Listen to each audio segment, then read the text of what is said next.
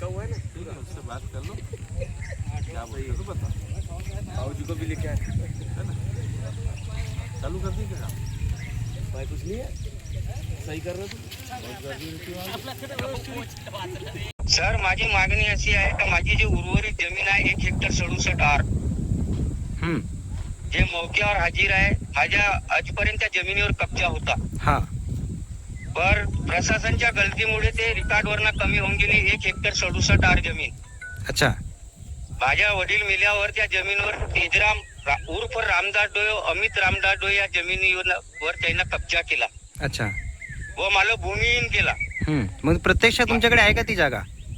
प्रतिसाद मौक्यावर जागा आहे साहेब.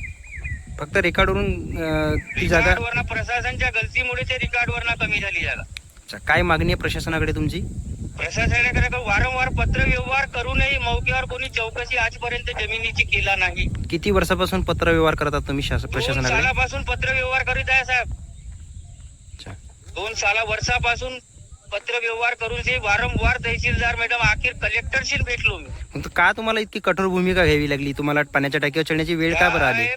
भूमिहीन झालेला आहे. मला कोणत्याही शासनाचा कोणताही लाभ मिळत नाही. मी एक ड्रायव्हर आहे. माझी रिकॉर्ड दुरुस्तीची मागणी आहे. उर्वरित जे जिथली बी जमीन माझ्या नावावर आहे ते माझ्या नावावर नवीन रिकॉर्ड मनी सातबाऱ्यावर तयार झाले. आत्मदहन